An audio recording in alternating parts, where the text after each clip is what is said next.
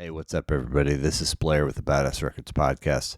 I'm wearing sunglasses inside to give shouts out to my sister Tiffany, who orchestrated our mother's second move in under 3 years, and also agreed to gather with me twice this week to watch the Billy Joel documentary on HBO Max, which highly recommend. 2 hours and 25 minutes each part, 2 parts. Super awesome. Also, she gave me these Ray-Bans, so that's the trifecta of shouts out to Team Tiff. Anyway, this week's episode features Dustin at Dus10, Dus10 on TikTok and all of the other socials as well. Check out his Discord called Let's Hang Out KC. Go find him. He's got, follow him. He's got an anonymous voicemail line. You can leave a voicemail message anonymously, and he will check it out and respond to it, I believe. Badass Records podcast episodes air Thursdays. Twitter-ish and Instagram are the socials if you want to follow it. Check out the website, badassrecordspodcast.com, badassrecordspodcast.com, badassrecordspodcast@gmail.com if you need to get a hold of me. Audio where you stream. It's on YouTube if you want to view it. Appreciate you stopping by. Hope you enjoy the show.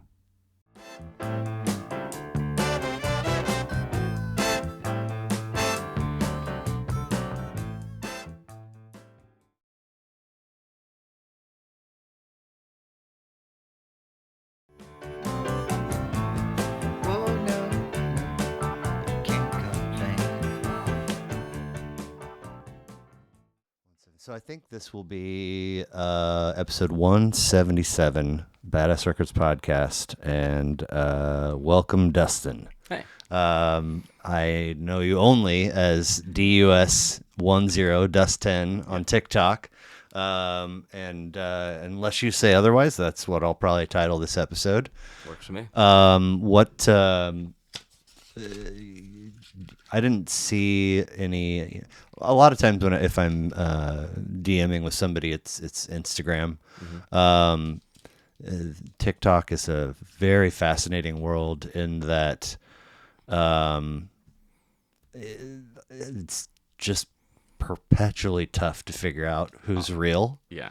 And I mean, I came home from work today and I had 3 messages, all just spam. Wanting to, they all want the same thing, which is a little bit of engagement. And then they ask you to go to a different place. And It's like, dude, what do you, damn it. I think I shared this on here once already, but about a month ago, maybe 3 weeks ago, I was like, for right now, I'm going to make it my thing to just fully engage with all of them. Right. And just let them show their cards, and whenever the English starts looking shitty, or if you go to their thing and they only have stills, oh yeah, it's just like goodbye. Yeah. But one was like sharp and clean verbiage, nice punctuate, all the stuff. And I was like, oh, and she's hot and blah blah blah. And finally, and it just kept going and kept going. I was like, what is the deal? And finally, I think she just asked for my number, straight up. And I was like, fuck, I don't know what to do. Like, I got myself in. Anyway, I sent it, and immediately I got a text. And before I could even really look at the content of the text, I noticed that it was from an email address. And then I read the thing, and it said, hey, I run a service that offers hookups and blowjobs. Are you interested? And I was like, fuck. Yeah, but not for money. Yeah, I'm looking for this for free. Can we barter? I make a mean grilled cheese. But where else are you? Are you anywhere else besides TikTok? So technically, I'm starting over my social media journey. Okay. Last year, I deleted everything. I used to do Twitch streaming. I made YouTube videos, which I was super proud of. And I had my Insta and Facebook. So now I'm starting completely over. I Okay. just have a Facebook and an Insta. And Okay, so you do have an Instagram. yes, I just created it Okay. within the last week. Okay. So that's new.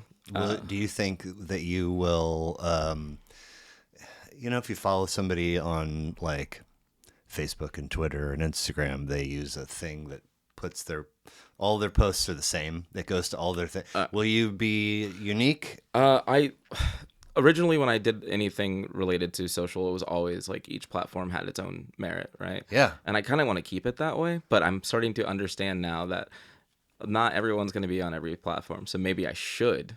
Maybe. I don't know. Maybe I should post my TikToks to Instagram. Maybe I should put them on Facebook.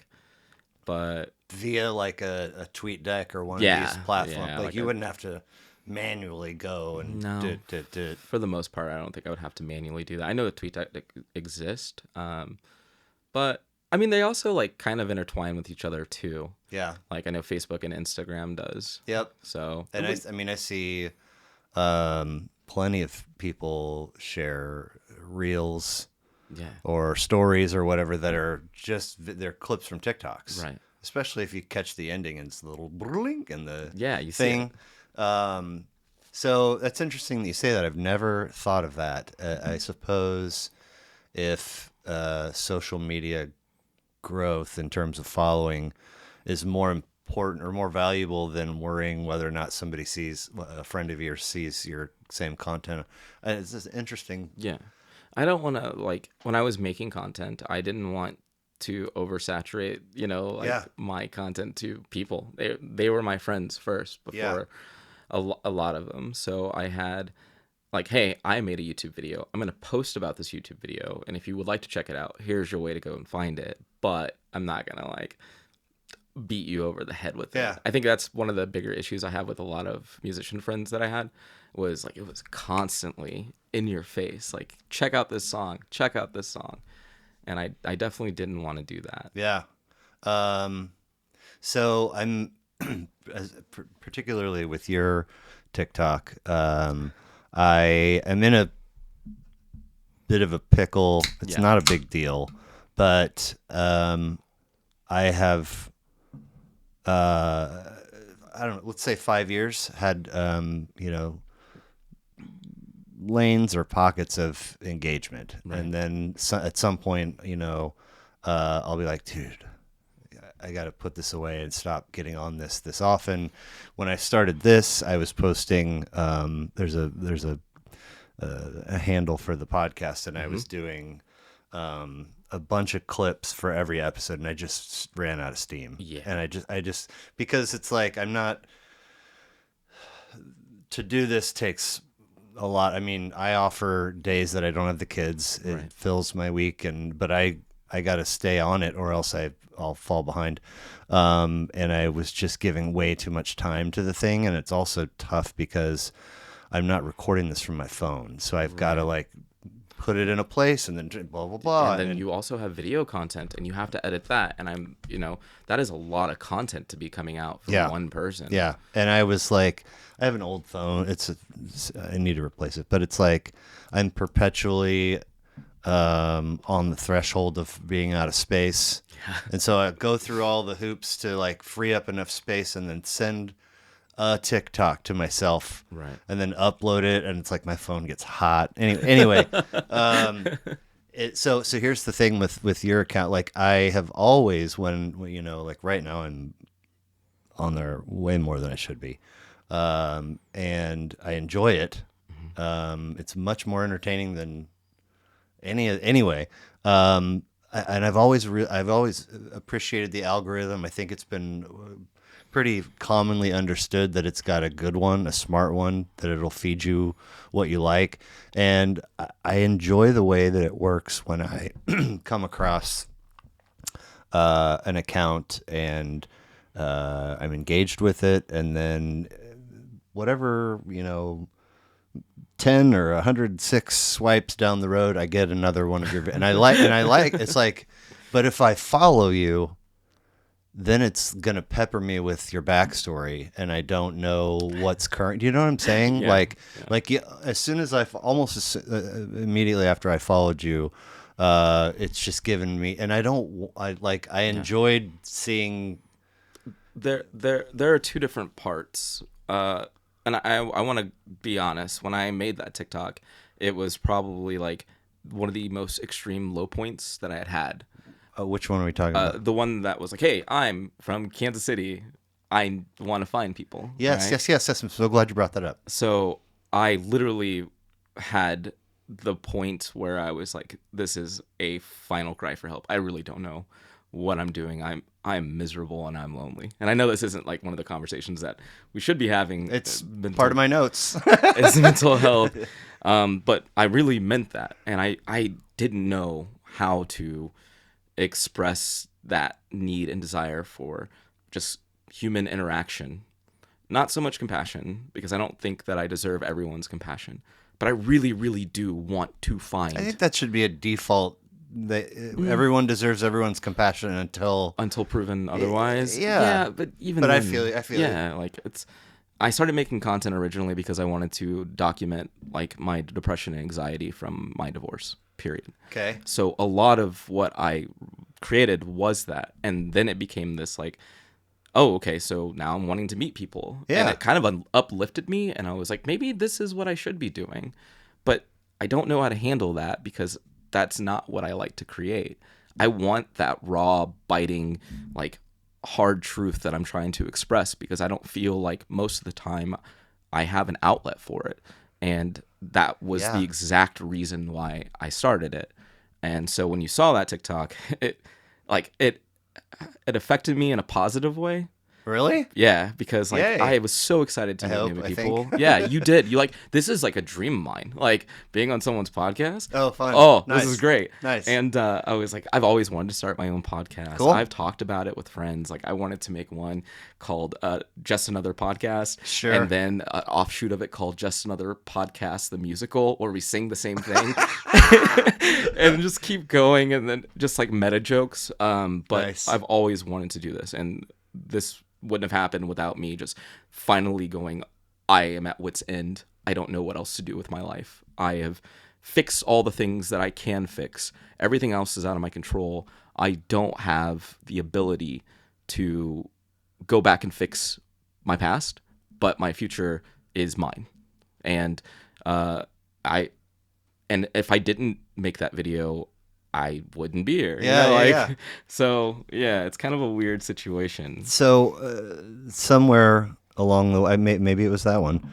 The notion that you're relatively new to Kansas City got in my brain. Yeah, But that's not true. No. Okay. Are you born and raised? I was born in St. Louis, and Okay. I moved here when I was about 8. Okay. And I've been in Kansas City ever since. I think that the problem may be because I was a teenage father, and I didn't really get a chance to explore a lot of the city unless it was presented to me or was something I had to save up for. I grew up fairly broke. Sure. And being a dumb, broke, single dad, you kind of just like stick to what with know. with a shitty pullout game. Yeah, twice.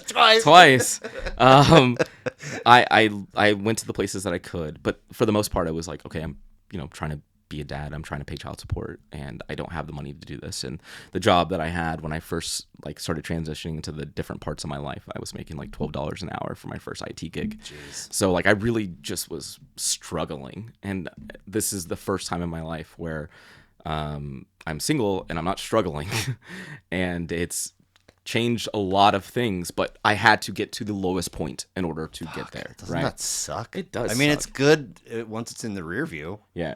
but when you're in it, how long does marriage to last? We got married in 2020. Okay. And it ended in July 21st of 2024 is when. Okay. the So still fresh. Yeah. Ish. I mean, Yeah. in the continuum of, I heard this as an undergrad many years ago. the amount of time a relationship lasts, it takes Half of it to Yeah. and then I mean this when I say, for lack of a better phrase, get over Yeah. or heal, I guess Yeah. is better.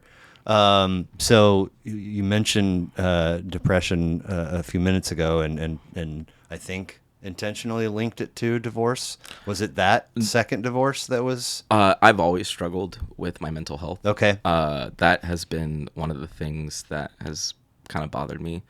Why? Because I I mean, wish that I could feel like I imagine the rest of the people feel. Right? Like I instantly go into dark place. I'm terrified of people. Right now, this right here, freaking me out. Really? But I'm doing a good job. You are doing a good job. We don't have to do that. We can move to the next thing. And I acknowledge those things and I talk about them, and sometimes they still upset me to this day. I can also still be upset myself. Yeah. Yeah. Yeah. So- I mean, like, the old school scales, right? The one side is upset with yourself, and the other side is grace. Yeah. Like, you have to. Give myself grace. Everybody, like, otherwise you're going to lose Right. this game. Yeah. And that's And you know, it's not when you're giving yourself grace, it's not unfair or undue. I mean, Yeah. we are, by and large, I know there's plenty of bad apples out there, but in my experience, we're all beautiful people, trying to fucking figure this thing out. Yeah. And we got this much time to do it. Yeah. And I mean, I think it's important to talk about. It spoke to me when I saw your content. I definitely put it in my notes with an asterisk, just in terms of what comfort level is going to look like. I separation in 18, and we dragged our feet. Didn't make things official until 21. Yeah. Very hard. Yeah. Very hard. Still, I mean, it's better now. It's not over, but it's hard in terms of. And doing this has helped me sort of see, unboxing of my life, Right. and looking at all the things and being like, those aren't all like weighted with fairness and cruelty. They're just things that happened in your life. Mm-hmm. And I've kind of just all like, just fumbling along. And so I had to be, I think, in the hurt and upset and disappointed and all those things for whatever amount of time it was. Yeah. But I had to be in there so that I could look at it. Yeah. And go, oh, it's really just more of this whole life thing where who am I? What am I doing? Am I any good at anything? And I wound up in a situation where I was chosen and then I was unchosen. Yeah. And I had my part in that. Yeah. I wasn't like completely, it wasn't an amazing husband, and so on and so forth. And I feel like we'll probably wind up tying a lot of this back to TikTok as we go. But right now, TikTok is super gross and here's my disclaimer. Okay. I know there's a bunch of dudes out there that are not awesome. I'm going to record part of this as well. Okay. Yeah, go ahead. Obviously, what you get on TikTok, you've got some part in that. Liking, commenting, follow, whatever the thing is. Yeah. So I'm in a bunch of different lanes. I'm in a lane where I'm being connected with or being exposed to folks in Kansas City, right? Folks that are like trying to do stuff, go feature a restaurant, blah, blah, blah. I'm in a lane where look at all these ladies. There's endless ladies. We're going to show them to you.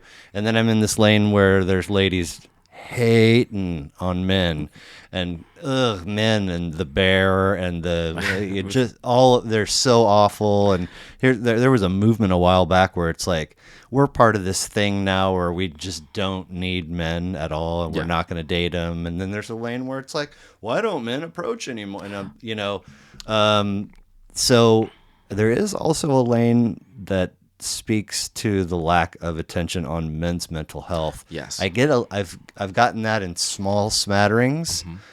But here, straight white male, Right. privileged university with a PhD, right? But I think it's important to say that men's mental health and feelings and so forth are valuable and they matter. And now, if you're out there being a weirdo and a creep, like, Yeah. we'll examine you Yeah, at some other point. But just generally speaking, It does, and I think that we should also, as men, make sure that we pull out those weirdos and creeps, right? Pull them aside, say that what you're doing is dangerous and wrong, and that has to be said. But I do acknowledge that and this is gonna bring back some other topics, but that we as men have a hard time expressing ourselves emotionally, and it's very unfortunate because we're taught that, in my mind, especially in my family. I was taught that you're a man, you have to man up, you can't cry, you can't feel. Why are you? And is it okay if I cuss on this? yeah, absolutely. Okay, yeah. Why are you being such a pussy? Yeah. And this was coming from like women, right? Oh fuck. Yeah, and so I was like, oh, okay, well, I guess I'm not allowed to cry, I'm not allowed to be sad, I'm not allowed to tell anything. Like, I'm just, if I do, I'm a pussy, and that mentality was gross. And then, of course, like growing up in your early formative years, you experience like, what is manliness, right? Because a bunch of 12 to 18-year-olds are all trying to decide what makes us men, and we don't know how to do that. The only deciding factor that makes us men is being honest with ourselves. And that's something that I've recognized when I talk to my children about anything, emotions or whatever. They are men. That's because it's what they are. But also, they are going to be better men because I want them to be able to express themselves and learn and love and hurt and cry. That's what I want. I don't want them to bottle it up and go and punch a wall. That's the last thing. That doesn't make you a man. That just makes you a violent person with no personality that's using violence in order to solve a solution. And guaranteed to have some shit to deal with down the road. Yeah, yeah. And so my thought is that when we as men are looking at ourselves in the mirror, are we looking at ourselves as people? Because just because we're a man doesn't mean we're not people. Right. And it sucks. And I think that's why I share some of the stories that I do, which is why I gave the disclaimer, which is why I want to bring up today's video that I posted. Okay, I haven't seen it. Okay. I do want to mention just shortly before you got here, I saw a post. A black gal. Yeah. She's got her face in front of a clip, and the clip is some young, a mix age black dudes at a Kendrick show dancing. And she says, meanwhile, at the not getting any pussy conference, and then a black dude pops up, and he's just fucking unloads on her. Because what do people do when they go to a concert? They dance and enjoy themselves. And so you're saying because these dudes are dancing and enjoying themselves, they don't get women? It's the ick. For some odd reason, it's the ick of doing something that is completely not socially acceptable sometimes. And why shouldn't they dance? I dance all the time. One of my favorite things to do is when I'm grocery shopping, I will moonwalk with a cart. I will dance wherever because dancing is an expression and it's beautiful. It doesn't matter how good you are. Yeah. I went out a couple days ago and I danced with some random people from TikTok. It was fantastic. Nice. Yeah. And I'm going to do it again. And that's part of who I am. Yeah. And I also, if we can talk about men's mental health, one of the things that I also need to address is TikTok is a vacuum that is disgusting. It is not a good place. A lot of the things that you're saying will prey on your insecurities. I know that I was going through this rough year, and in that rough year, I've seen nothing more than just a bunch of armchair therapists tell me how I should respond as a man. It also told me that I should be going through some type of religious psychosis because now tarot cards are going to decide everything, all because they know that I broke up with someone. That's how this algorithm works. And it doesn't feel very good. But at the same time, I'm a man. Yeah, rub some dirt on it. Yeah, no one gives a shit. Well, it sounds, I don't know the details, but it sounds like if the, if this is a normal wavelength as a human in the world, it sounds like something was just a click off with that person, and then something was maybe a click off between you two. And so Yeah. like, It was. and that's that stuff's gonna happen. That's fine. Unfortunate that for you that it went down the way that it did, but it's not supposed to be buried. It's not supposed to be hidden in the backyard in a hole. Well, that's the thing, because like I For you, not broadcast wise. Yeah. That's what like this journey has been, though. It's been like, can I acknowledge this? Can I say it comfortably? Can I say it out loud? Is it real? And that's what scares me, because I know what happened. I was the first-hand person in that experience. I want to say Vanessa. Where's Vanessa? She's 171, and we had a great conversation, and she said that women use sex to get love, and men use love to get sex. Huh. Which, when she said it, I don't know if I fully processed it right there in the moment, but it sounded sharp. And then obviously I revisited it when I was editing, and I was like, I think there's some accuracy to that, and it doesn't obviously include everybody in every scenario at all times. But it is interesting if you think about men and women,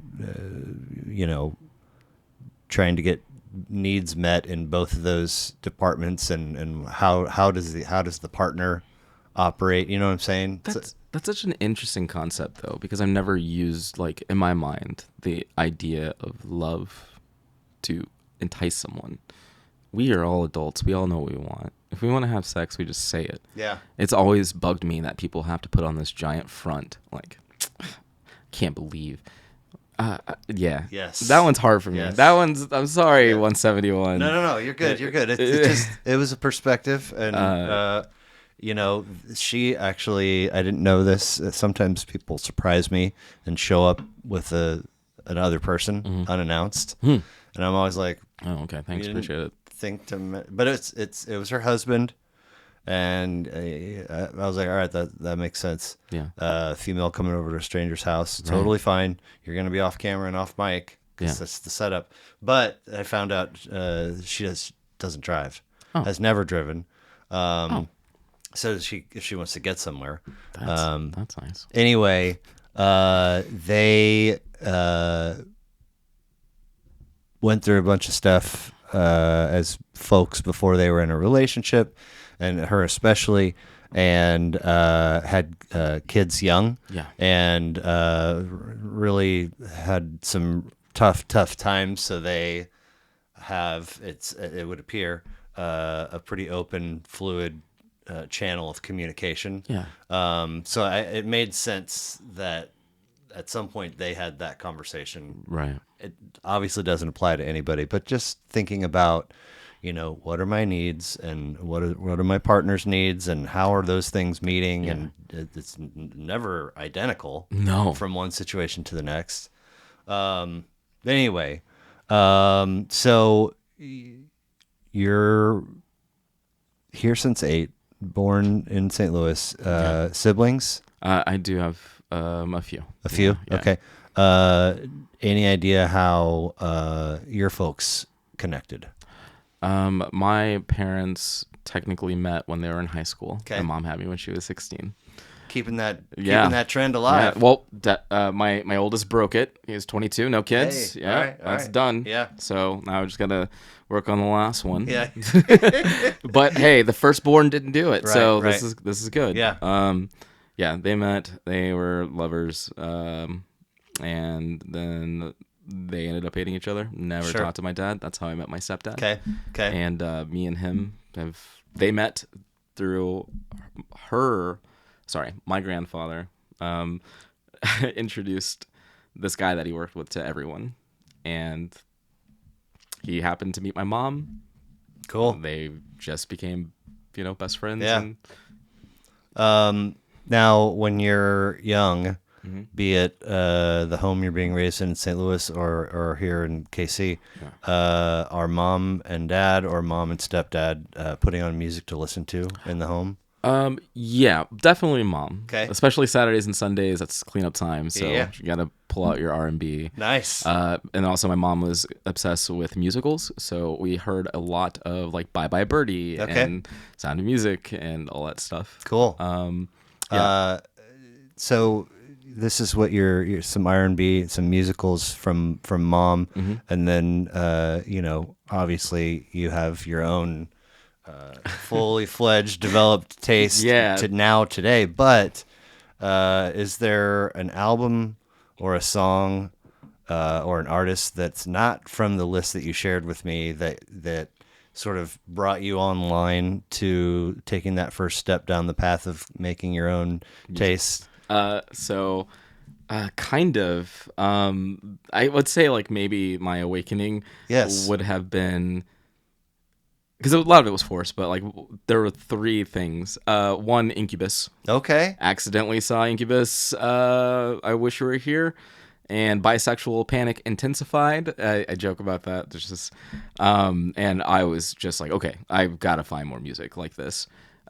Daft Punk and Gorillaz. Wow. Yeah. Interesting trio. Yeah. So like I was really, really big into Daft Punk. Sure. Like, Interstellar 55 was playing on Adult Swim one night, and I was just like, I can't believe there's a cartoon for this entire album. And so if you've not seen it, it's from the album Discovery. Go watch it. It's Cool. beautiful. Have you ever,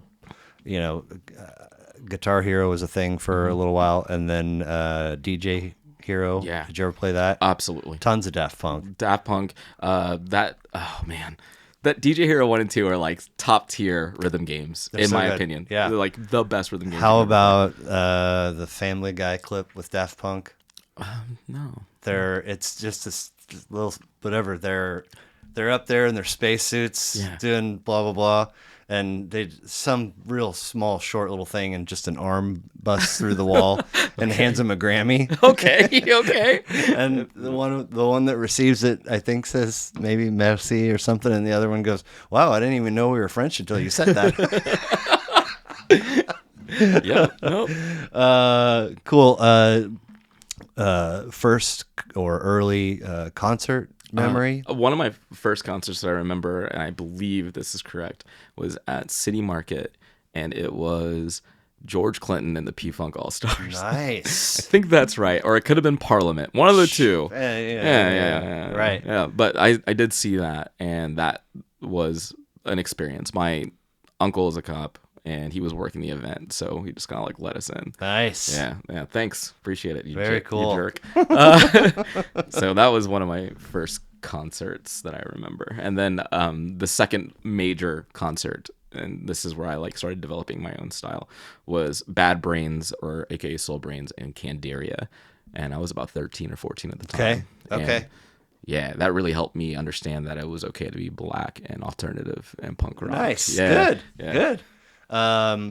So has there ever been have you ever dabbled in musicianship or Yeah. making music? What's that look like for you? So right now I play a lot. I was in a few bands, Okay. nothing of substance, but I did play guitar. Nothing of substance yet. Yeah. Well, those bands are gone. That's never happening. Yeah. But I was in this local band.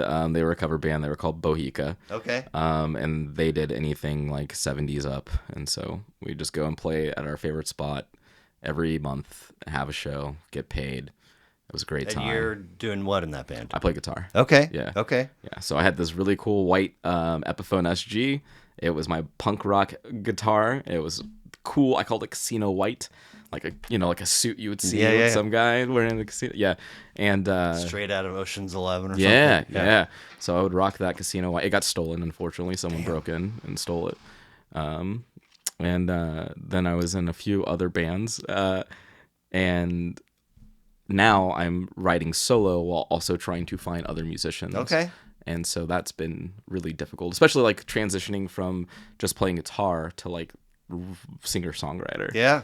Are you recording when you play? I record a little bit from time to time just to kind of get like a bass line. Sure. And then I go to the Rhino in North Kansas City and that's where I perform said songs. And I've written maybe about 7 or 8 Okay. so far. So you're doing like open mic sitches? I do the open mics there, just to kind of like get a vibe. Yeah. And then if it sucks, I scrap it, completely start over. Okay. What are you recording onto? Right now, it's nothing too special. I'm trying to do everything as like kind of low tech as possible. So Sure. I've got like this weird blue microphone and I I record everything to Audacity.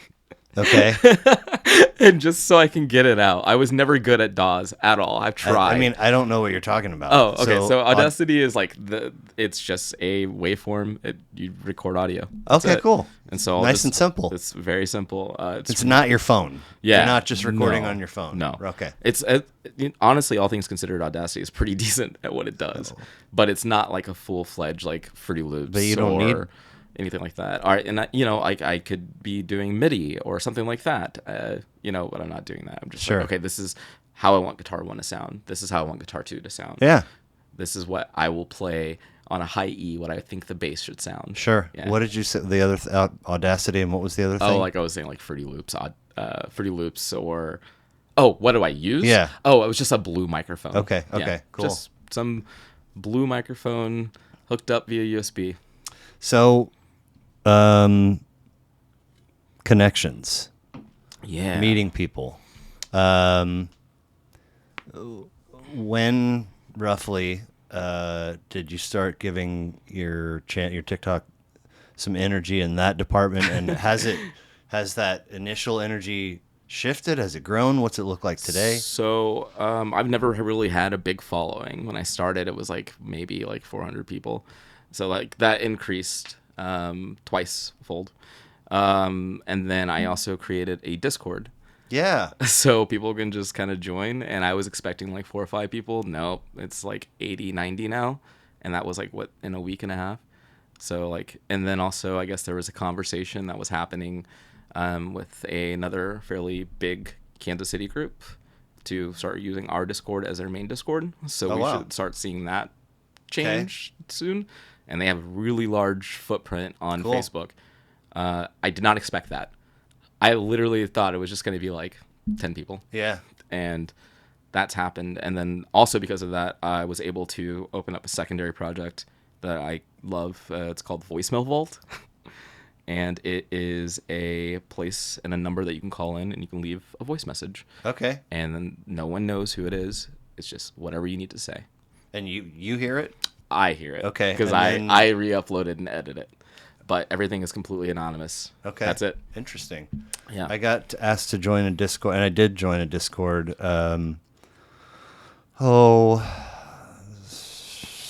or 7 months ago. The handle that's coming to mind right now is Corey Dies in the End.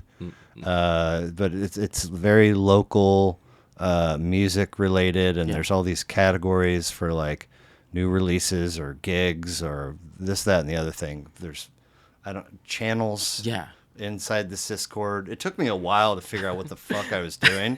And I was like, all right, cool.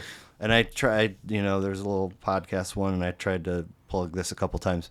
And there's a lot of cool people on it and a lot of cool things musician-wise and scene-wise and all these kinds of things happening. And I thought it was really cool, but it was just with notifications on, it was just making my phone buzz too much. And I was like, I have to cut out a little bit of the... So I stepped away from it.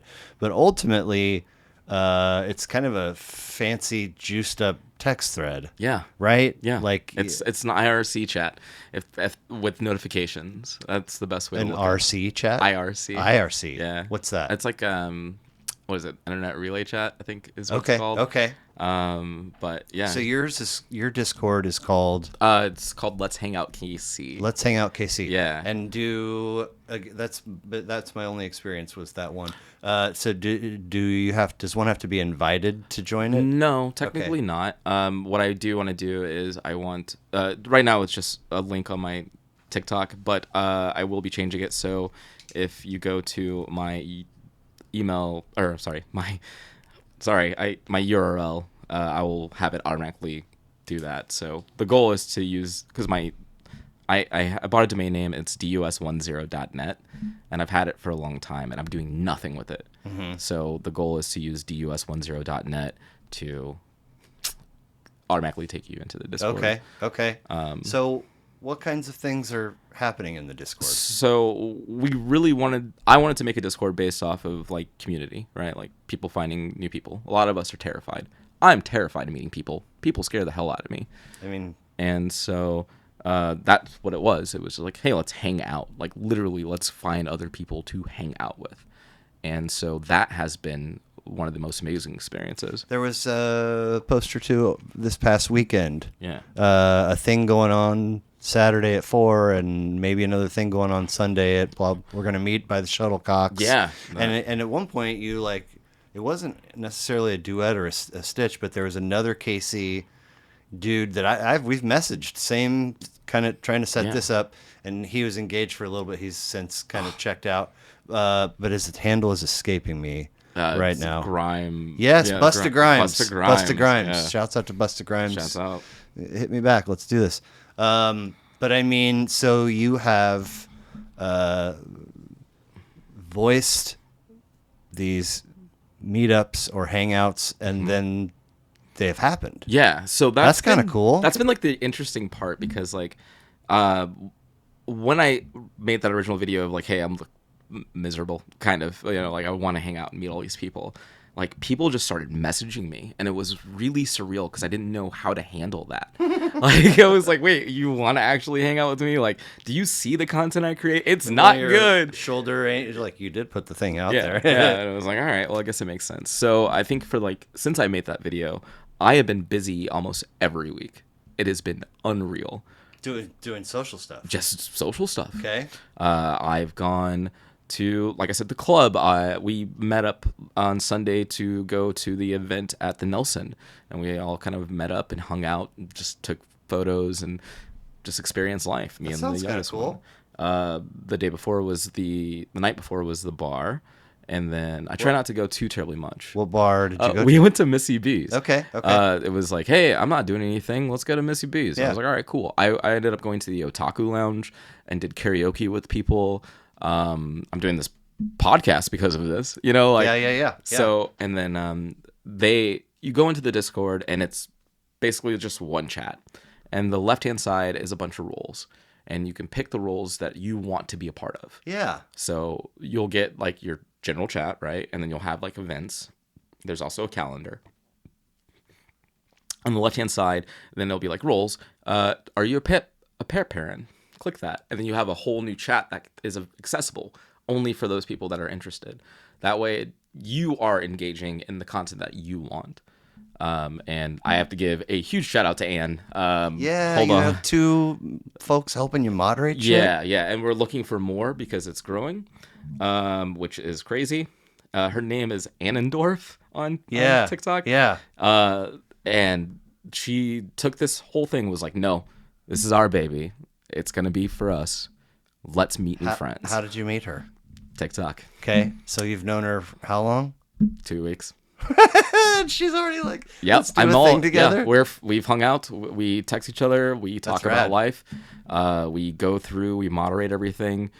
She is wonderful. Okay. Absolutely wonderful. And who's the other person? The other person is oh gosh, I always get really bad because they go by two different things. Hold on, let me pull up their names. Sorry, this is a kind of funny moment here. It's all good. Let's see. It is Sky Captain. Sky Captain. Yeah, Okay, Sky okay. Captain was like, "Hey, I'm gonna help you." So, also, Just another Kansas City Okay. local, and that's been the thing. Like everyone that's joined has been Kansas City based. have you? So, how many times have you gone to a place or gathered, or how many meetups would you? So that's like even part of this is like sometimes it's 101, or people invite me to another event that they're already a Sure. part of. We are actually allowing ourselves to sign up for meetups. So Okay. if there's an event that you really want people to join, you just, hey, this is the event. Type in the information On the Discord. on the Discord. Okay, now for the folks that don't know anything, you could just go to your Google Play or your App Store, and you download Discord, Right. right, or you can do it on your computer, yeah, and or then, the web. and then to find yours, Yeah. this particular one, what do they search? So they're going to be looking for Let's Hang Out. Let's hang out, Casey. Casey. Right, Yeah. my bad. You said that. And that's it. So yeah, you join us. It is an open community for everyone. We try to avoid certain things like politics and stuff like Sure. that, because the last thing I want is a bunch of people fighting and Yeah. a bunch of contrarians. Another kind of small but recent lane that I've been given a little on TikTok is just kind of the occasional backhanded mention of, remember how stupid COVID was and what bullshit it was, and none of it was real, and we got these shots and more masks, and I'm like, that's not the consensus, is it? It depends. So like I know my family, they're like anti-vax, Sure. and I'm like one of the only one, me and then my now deceased dad. And so what do they say that something else yeah, killed him? absolutely. No. Yeah. Stop. Yep. Every single time. What? Yeah. Oh, well, he had pneumonia. Well, why did he have pneumonia? You easily go through that veil, like, just because they don't want to admit that they were wrong, I think. And this has been one of the bigger issues, that when we talk about politics, are people are fully aware that they're wrong. They just don't want to be wrong. Fuck. I'm wrong more times a day than I could count. I am so glad to be wrong. I want to be wrong. You don't learn. It's like losing in a game or a contest or whatever the thing is. That's how you get better. Right. Sorry. Yeah. That's why we keep the Discord specifically for events. Right. Have you had any encounters, be it digitally on the Discord or at a meetup, where person X shows up and you're like, let's not invite person X anymore? Okay. No. Cool. And I think ultimately the Discord should be used as like, hey, I want to find people. You find your people. If you find your people, you're not going to be asking more people to find you. Yeah. Right? Like, yeah. we're all kind of in this together. A lot of the people that are coming into the Discord are transplants. They have no idea anything about Kansas City. Moved from Dallas 3 years ago, or just moved here and had a bad breakup. They lost their person. Yeah. And so I want to give them a space where they can go and find a group of people. Okay. So two other TikToks that I have seen of yours that I want to touch on real quickly. Okay. One, you were in the kitchen and a little frantic because you needed to clean up and get ready for a date. How long ago was this? This would have been about 2 weeks ago. Okay. Yeah. Did the date happen? The date did happen, and it was a really good date. Will there be a? We've hung out twice. Okay. I do not think that is about as far as that's going to go. Yeah. Perfect. Yeah. And so did that come about because of some of this stuff, or are you on the apps? No, I'm not on anything. I literally deleted my entire life. Okay. And I was on a few dating sites. I've tried it. I've learned that I don't like them. Yeah, they're not fun at all. They're not fun. Especially, I just got on a couple of them like 2 or 3 weeks ago. Yeah. And I did way back in separation, and then got rid of them all. And then I got back on for a quick second, and I was like, oh, yeah, no, I still don't like this. But then this recent time, I gave Tinder and Bumble a quick whirl. Yeah. And then remembered that when you match, now you got to pick a payment. I was like, get the fuck out of here. Yeah. No, I paid for it. Oh, shit. And I have a horrible dating story for you. Okay.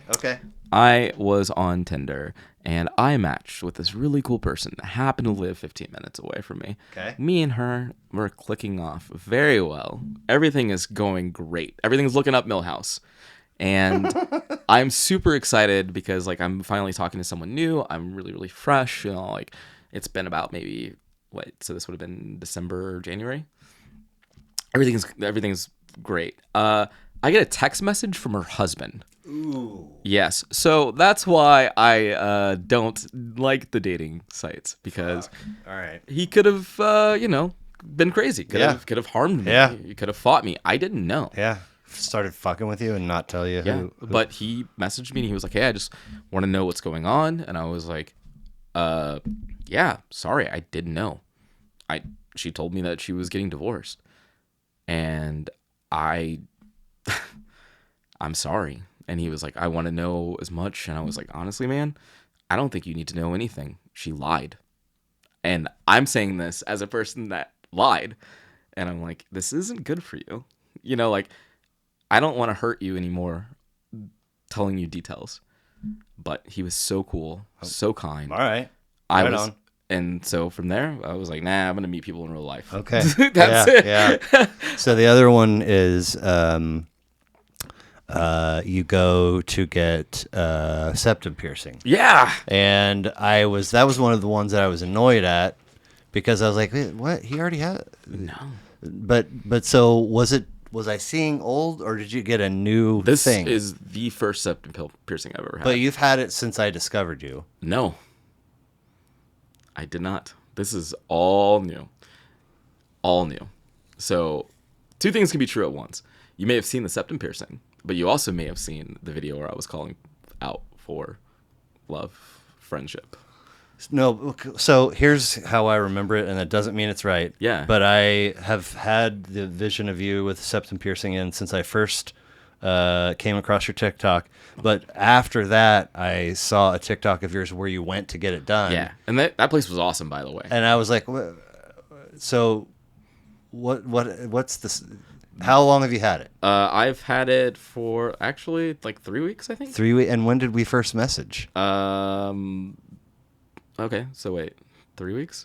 Oh, so okay. It was anyway, like literally there. Yeah, it was the same time. But the gal, first of all, did it hurt?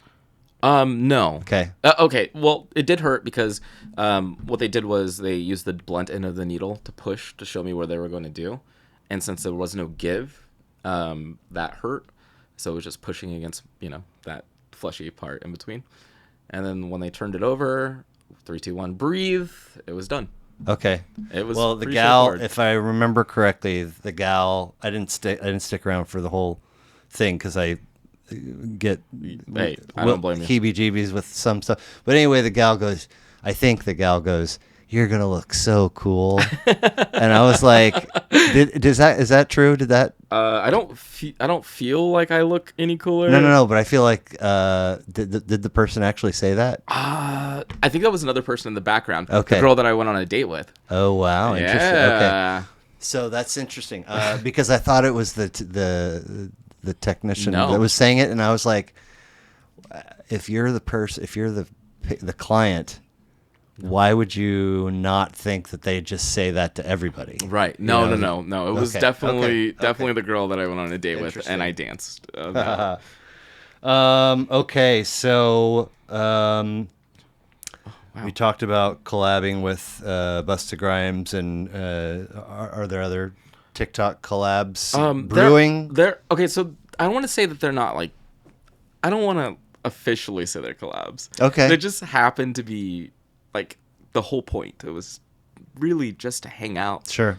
And that's what it's been. And so like even in a Grimes video, I think there was like 4 other TikTokers when we were all hanging out. Okay, cool. 4 or 5. And so we're just like I haven't even posted that content yet. And it's just been like really neat. Nice. Just now it's a fascinating thing for a number of reasons, but the one in particular that you are meeting and hanging out in real life. Yeah. And that's super cool. Yeah. But also, I mean, I feel like buffoon, 50-year-old dad, I don't know shit, but I feel like your channel has the potential to grow if that's a thing you want to have happen. I'm afraid of that. I don't mean like insane bonkers, but I mean like maybe make a little. Yeah, I'm more afraid of that because I don't want to lose the original point, and the original point was to document my mental health. Sure. Okay. So don't go follow Dus10 on TikTok. But at the same time, it's been so much fun. Like meeting all these people that like maybe I do need to document the moments. Like I have a short video of us just sitting here, right, and us talking, and that's something that I can post about. Now I'm like, oh my god, I've had this really cool experience. I did a thing off my bucket list, Sure. which also led to another concept that I was thinking about, which was I want to do a bunch of things, right, and I want to document every one of those things. Do it. Do them. And so this My is current favorite channel, HWP. Are you familiar? Human Wildlife Project. okay. So this dude, before you pull it up, Okay. now I got a disclaimer. There's a lot of folks, and even some locally, that go and audit, and it's all like this tug of war on First Amendment rights, and I'm on a sidewalk so I can film. Yeah. And then they get upset. And the cops come. The cops are like, "What? They're in public." And some people are super aggressive. There's one that even like he's basically like almost daring folks to touch their stuff or assault them so he can mace you. Oh wow. But forget all the rest of them. This guy, he's in San Francisco, Berkeley area, and he wears like the Elmer Fudd thick wool with the flaps. Yeah, I know what you're talking And about. then a mask. So this is all you can see. Yeah. And he wears a backpack. He wears the same outfit every time. And he's at the park. There's a bunch of, folks doing a yoga class. Yeah. Restaurant where there's sidewalk dining. And almost everybody gets super mad. Yeah. Super mad. And they're like, and so they'll start, I don't want to be filmed. And they're like, this, and then they're filming back. Yeah. And some people will get physical. Almost everybody calls the cops. Yeah. It's absolutely crazy from the standpoint of this is what we do in the wild with animals. We get as close as we possibly can, and we document how they are navigating the world. Yeah. And they are mostly trying to find food. Yeah. Or a mate. Yeah. Or avoid being eaten. And maybe there's a scenario where you could be the food, and so it's super dangerous. But mostly they're just, and then over here in the human lane, just people being fucking ugly. Yeah. Every once in a while, somebody will be like, "What's up, man?" Hey, yeah.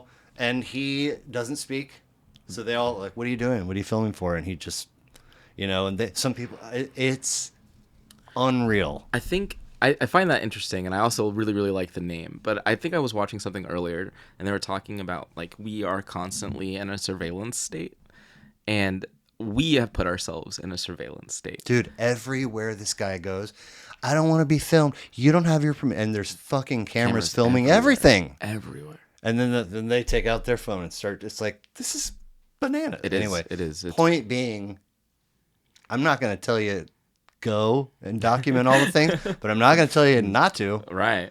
I like meeting people and making content through and through. My old YouTube channel was about me talking about depression and anxiety through the lens of this thing called the void. Okay, it's just part of you. So this new world is somewhat hard to traverse because I want to meet new people and I want to document everything, but sometimes it feels like it's an ad.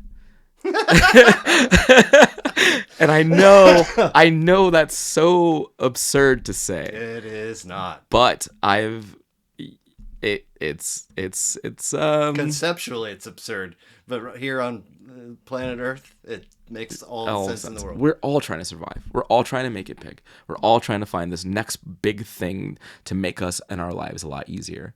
And I respect it. Yeah. And that's Louis C.K. has a great bit from, I think it's his special called 2017. But he talks about the concept of ending your own existence. Mm-hmm. And he's like, it's an option. Yeah. I'm 49, divorced with 2 kids. I've flipped through the brochure a couple times. And he goes, in fact, that's who's here, is all the people that decided not to do that today. And they woke up and went, fine, I'll fucking keep doing it. That's exactly how it feels. He's right. I mean, like, that's exactly what it is. There are so many different check marks that I want to make, but I really don't give a shit. I just have to. I have to make sure the kids are taken care of. Yeah. I have to make sure that the people around me are safe. I have to make sure that I wake up, because if I don't, the kid's life will be different. Yeah. And I don't want it. I think that's the truth. I really don't. I'd Well, rather be anywhere, you know? man, I mean, I'm one person, Yeah. but I'm glad that I came across you. I'm glad that you're doing what you're doing. I think that you should continue Yeah. to document mental health stuff. I think you should continue doing the connection and meetup piece until you feel like you don't want to do it anymore. Just do it, because if you don't, then what? Regret? Yeah. And then, no, that's what I was going to say. Like, on the other end of that, though, this has actually helped me out, because I have all these new experiences and activities that I don't get a chance to really focus on the things that are bothering me, whether it be the remorse and regret, or the divorce, or the anxiety and depression I'm actually living. And I get to share something with someone. And it doesn't have to be my story or my life. It literally is me sharing a moment. And I have that moment, and it's a reminder of why I should live instead of why I should jump. There you go. Bro, I mean, I'm not like a super duper spiritual religious person, but I mean, bless you for saying that. Yeah. And I hope that you feel that to your core, and that Yeah. feeling doesn't waver. I don't want it to dim, man. Yeah, I don't either. So scale 1 to 10, co-parenting is going Fine. okay. Fine is not a number on scale 1 to 10, but I'm just messing with you. If fine is Is a 5? Is it a 5? it's 5 to 7. Okay. I like, I'm really lucky that I have the co-parent that I do. Cool. We communicate very well. And also, I'm really grateful at the new fiance. Like, he's a really nice guy. Okay. And so I don't have a problem. There are times where we don't communicate well. Yep. But that is the reason that we split. Yeah. So Yeah. I don't mean to sound cheesy, and I don't mean to just straight up piggyback off you. I'm very lucky in that equal energy is being put into the thing with my co-parent partner. Yeah. I'm very glad for that. I'm very thankful for the children that we have. I'm also very thankful that I'm not married to her anymore. And it's weird. yeah. It's a weird thing to say. Mm-hmm. It's a weird thing to have somebody laugh at, but it's No. but it's a truth that I had to get to. I don't want you to think that I'm laughing No, at no. you. It's- I think that I'm laughing because I agree with Okay, you. okay. So we touched on co-parenting. We touched on dating a little bit. We touched on mental health. The only other piece to that I want to just throw out there, we've talked about men and all that stuff. Vulnerability Yeah. is important to, in my opinion, express to the level that you're comfortable expressing. And it's also important to give grace to others that want to be vulnerable. Yeah. I am not like a perfect online example of that in that particular app, because I've definitely I throw some shade, and I'm not always proud of it, but most of the time I'm trying to be funny. Yeah. I know sometimes it can be hurtful, but it's important to whether you jive with somebody or not, to just remind folks that they have the space to be vulnerable if they want to do it. Right. And in that co-parenting lane, we're often sharing articles and memes and whatnot via Instagram DMs or text or whatever. I sent her one, and if you want, I'll send it to you. I'm less than a month from entering the high school lane. Yeah. With my oldest. You've got an older kid, so you've gone through that. But so that's my oldest, and then my youngest is going to 6th grade. They both have devices. Mm-hmm. They both do not have access to much. Right. but it almost doesn't matter because Can be seen. it's reaching folks. And where I'm going with this is this notion of cringe culture, and this idea that to be you at your core at age 11 or 22 or 13 or 39 Yeah. and go pursue a thing that you like, gigging solo, Yeah. trying to find a band, meeting people, doing new activities, paint, whatever the thing is, the risk of somebody going, ugh, is dwarfs the motivation to try that thing out. And it makes me very upset and very sad because I know both of my kids are experiencing some form of that right now. Yeah. And I feel like it's a thing that needs to be talked about. Okay, and you're talking about when people are like, "Oh my gosh, that's So cringe." cringe. Yeah. So you don't want to go start a Discord or a podcast or record a new song or whatever the thing is because somebody might see that and think that it's cringe. And so you just don't do the stuff. Yeah. That's been a really difficult thing, but also something that we've traversed together. When me and the youngest specifically talk about what we think is cringe, I actually challenge him to explain the reason why. Ooh. And it's like, oh, so you think that's cringe, huh? Like, we went to a protest not too long ago. Sure. I wanted him to experience what it was like to be in a large group of people, whether that be performative or not. That's for him to decide, Right. and for me to decide. But he had made a comment, and I was like, so why did you say that? Just answer the question. Now, who told you to say that? Why do you think that is a normal response? Someone did that to me once, and I was on a date with this girl, and her brother was in a band, and her brother's band was fine. This was years ago, and I remember going up to him after seeing another band, and he was like, "Man, that band stunk," and he was like, "Yeah, but why? Why did you say that? Look at where you're at. These people are doing so much more than you." Ouch. I mean, it's true. And it hurt. I mean, like, look at these guys. They're actually actively doing something. It doesn't matter how good it is. They're going to do it. This is going to be a lesson for me. I have officially been on a podcast. I probably sound like the biggest jerk in the world, but I'm going to have these moments. But I did it. Those guys in those bands did it. So my youngest kid has a YouTube. Okay. I've been moderating it for years. I've always wanted him to be able to have that. And there are certain rules on YouTube. Like, you can have a YouTube at a younger age as long as a parent is aware. So anytime he would do live streaming, we would set it up so I would be next to him, off camera, but giving him a space. But I want him to explore life. I don't want him to sit there and go, "Ugh, gross. Brother, ugh." That just doesn't make any sense. Right. And I will call him out for his behavior, and I do it all the time. So can you repeat the question that you posed to your kid when again, please, on the why? Why do you... Okay, first you say, why would you say that? Why would you say that thing is, or that is person cringe. is cringe, or that outfit, or whatever? What about it? Why is that cringe?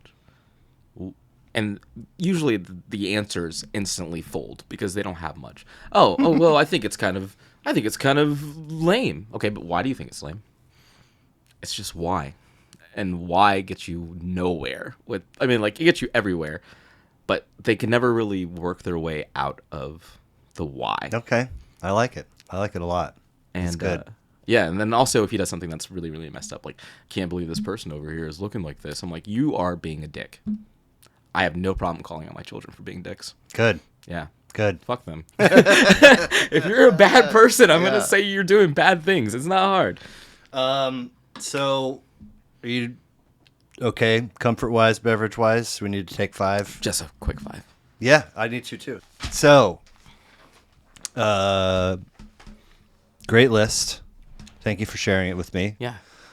If you're cool with it, I'll just roll through them in release order. Okay. Does that work? That I mean, I works. think you gave them to me in release order. So if we do that, Motion City soundtrack starts us off with Commit This to Memory from Yeah. 2005. Second of Seven for them, 12 tracks, 39 minutes, including Second of Seven. Number 7 came out this year. So American Rock out of Minneapolis, third time a Motion City soundtrack record has made a list. Christy Smirchek in episode 98 had Even If It Kills Me on her list, and Forrest Saucier from episode 138 had this one. Sweet. What is your intro story to Motion City soundtrack, and why is this one special? So at that particular time, I was going through a really hard breakup. Okay. I saw them on one of those weird, like, cable music shows. I can't think of what they're called. Not like MTV, but like the extended channels.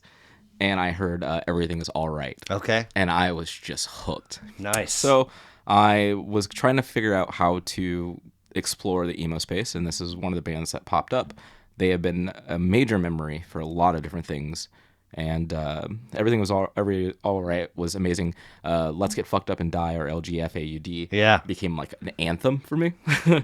And then while I was going through the breakup, Together We'll Ring in the New Year was the most heartbreaking song, and I remember the first time I heard that and I just cried. And this entire album is literally in my mind about this guy who just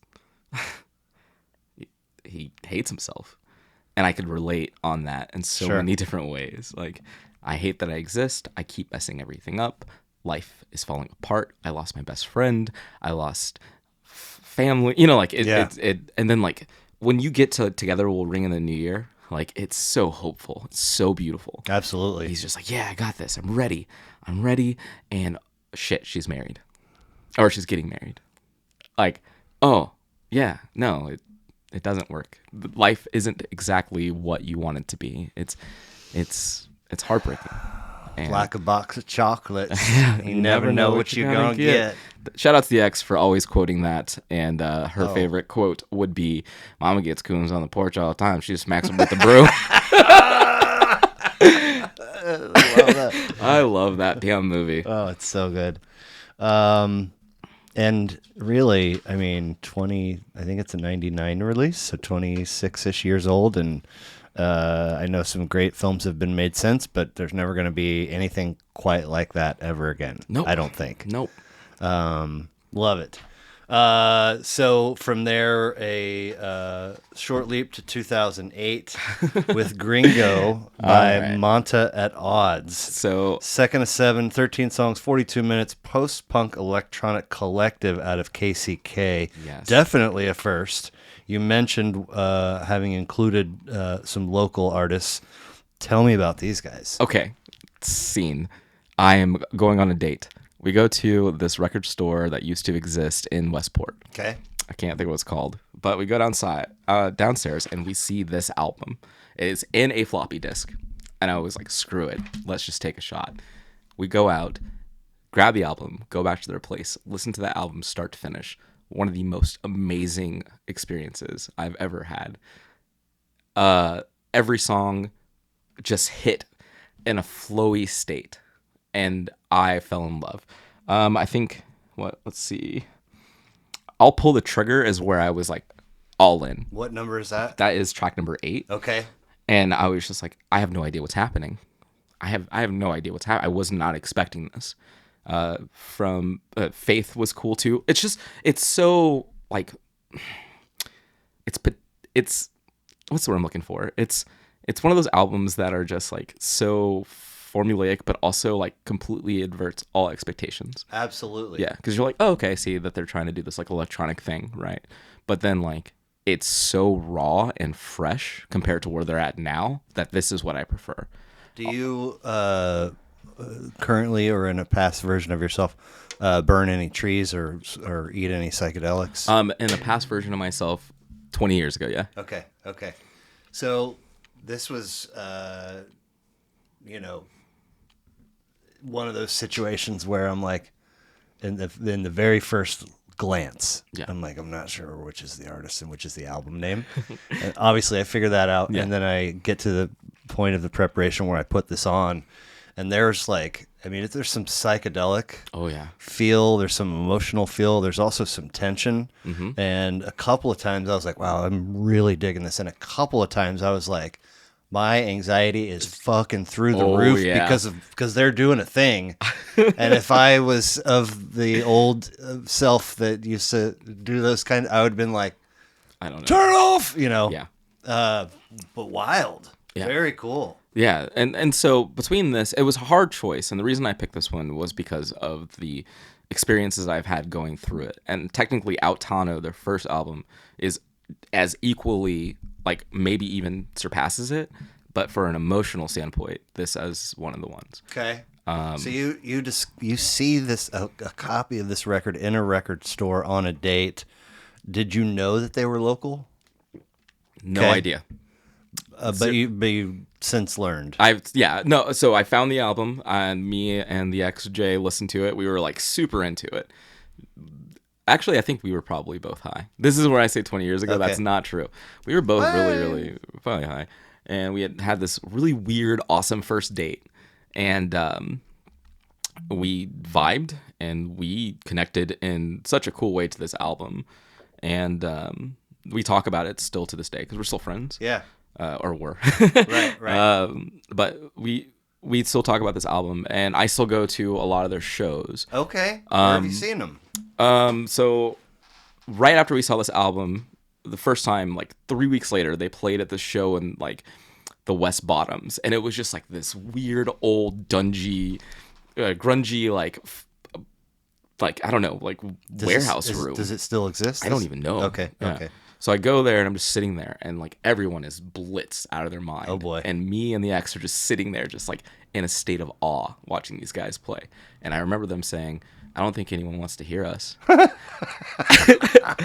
And I was like, "Yeah!" And I was like, "Wait, am I excited that they said that?" Right. And they like finished their set and they got off stage because everyone was waiting for the second band. Oh. This is the band that I came for. So Cool. as soon as they were done, I left.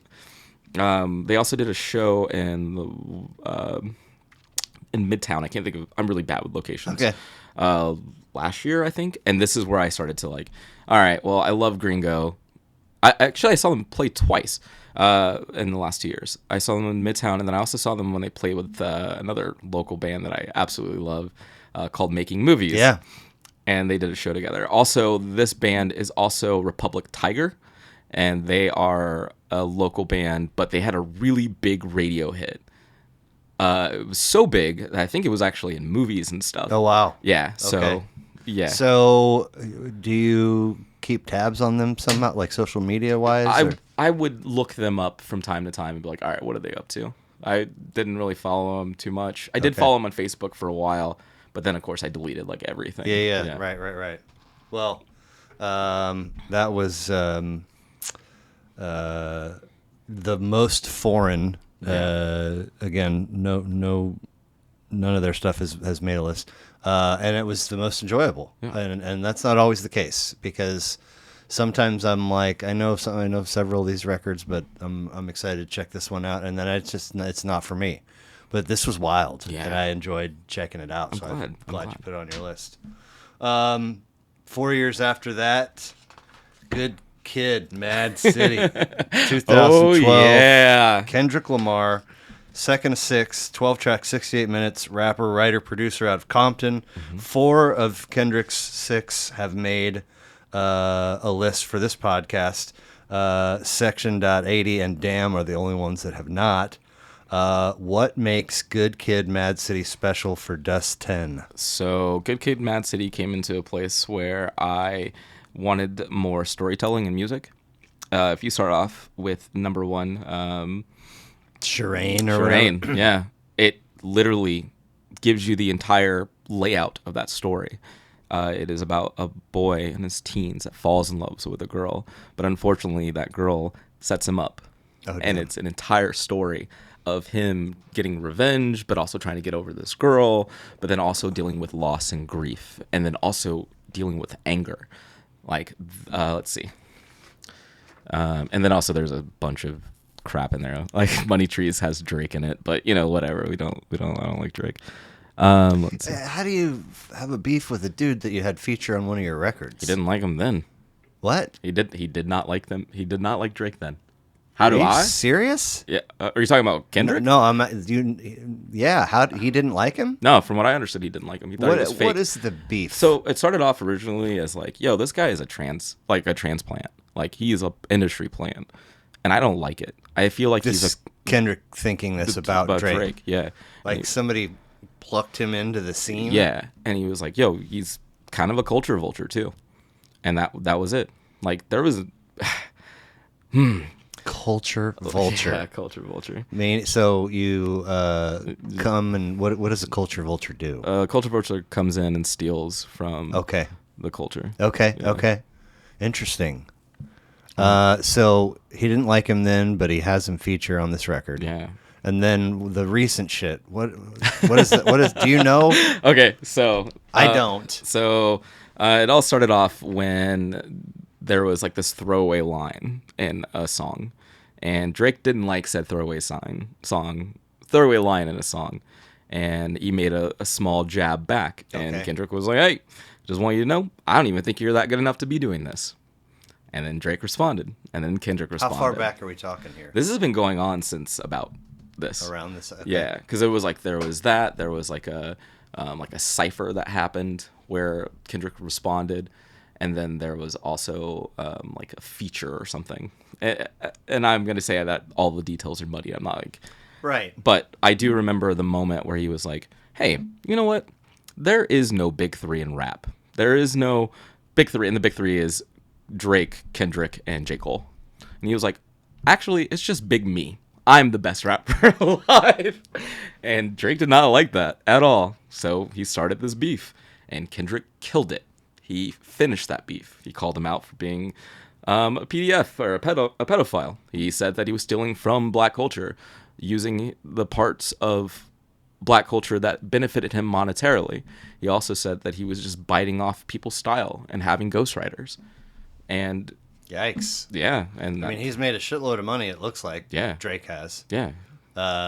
Living that PJ life. Yeah. And who knows what else. But back to Good Kid, M.A.A.d. yes. City.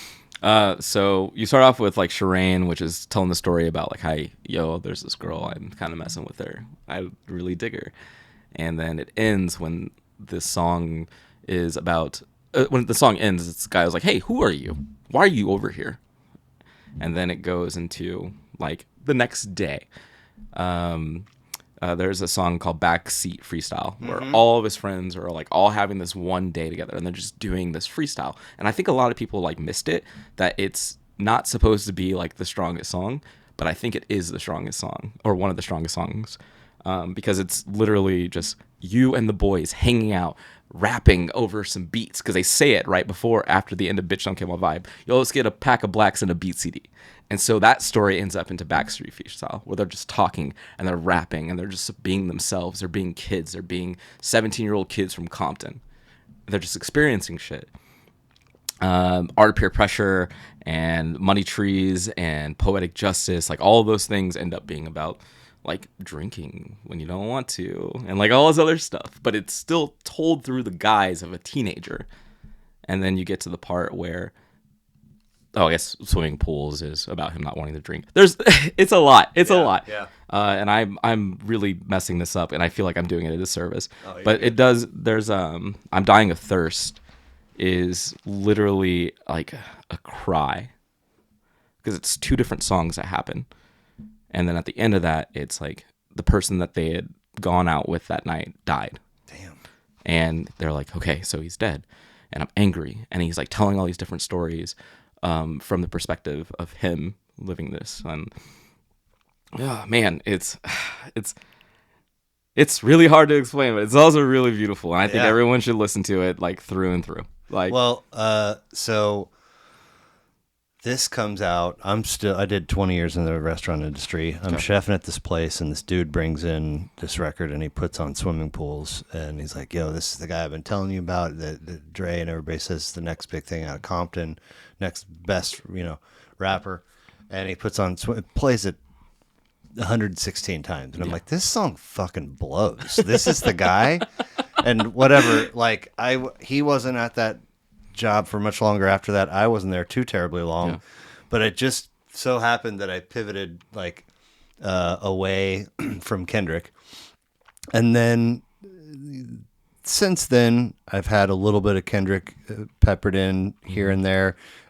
His stuff starts making lists, so now I'm listening to records to have conversations, and now, not quite a year ago, Kendrick's coming up for my boy all the time. He's putting Kendrick tunes on, and I finally go one day. All right, I gotta dive in, and the only way that this thing lets me is if I go back. Yeah. So one day I had a big yard work project, and I went out and I put on section dot 80, and I was like, "Holy fuck, this is amazing!" Yeah.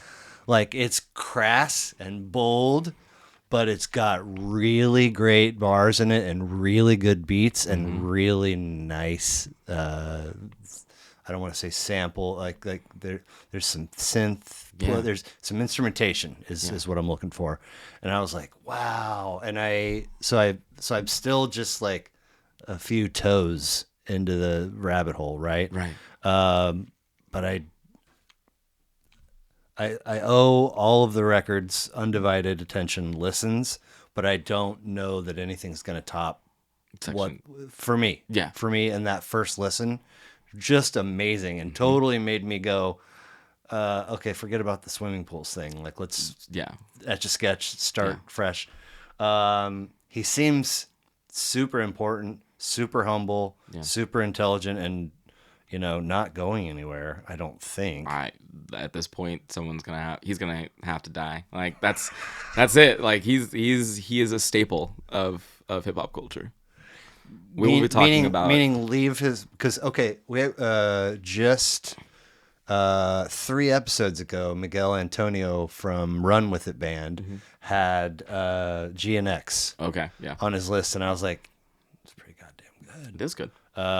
So he's gonna have to die. You mean like his body of work should just be what is today and don't add to it? No. What I mean, like, he's not going anywhere. As in, like, okay, gotcha. He's going to continue to make albums, and every single one of those albums are going to be a different part of his life. GNX is showing more of his roots. Like, hey, yo, remember that time I just called you a culture vulture? Well, this is what the culture actually is. I'm using Compton. This is my culture, and then like. So the guy's a Pulitzer Prize winner, man. Like it's crazy. He's telling stories. I wonder how many like old heads, lifelong guys in the rap game when that Pulitzer happened. How many of them were like, "Damn, yeah, damn. Sorry about you." It's a good album. Good stuff. Good stuff. So 2016, A Moon-Shaped Pool. Radiohead. All right. 11 tracks, 52 minutes. We've gone Minneapolis to KCK to Compton, and now we're in Oxfordshire, England. I did a Radiohead discography episode with Sammy Sanchez, which was 113. This was really mellow and eerie. Yeah. What is it about A Moon-Shaped Pool that earned it a spot on your list? So A Moon-Shaped Pool, in my mind, is his final love letter to his wife that died. Tom's? Yeah. Really? Yeah. They haven't put anything out since this, have they? I mean, Tom is actually doing other side projects. Project. No Radiohead. Smile. I don't think that Radiohead has had anything since. Okay. And True Love Waits is an old song, but the way that they performed it, heartbreaking. Especially with like the backstory of everything. Yeah. Like you are literally in love with this person. That person is gone. There's nothing you can do. It's kind of like a divorce, right? Yeah. Like that person that you lived with, loved, is dead, but also at the same time they're still alive. This album is one of the most softest, beautiful, in your face, subtle ways albums. Sorry. You're good. Yeah, it's and I could easily say, oh man, who doesn't love what is the they're OK Computer. OK Computer. Everyone loves OK Computer. That's like their go-to album. OK Computer is fantastic. There's so many great songs. Homesick, Subterranean, whatever, Blues, whatever. That song is fantastic. Electro Nearing or Acuting or whatever. That's fantastic. But like, this is the perfect Radiohead album. Just sit down, relax, go with the emotions that you get. It's not in your face. It's supposed to be listened to. Yeah, it's like back here a little bit. Yeah.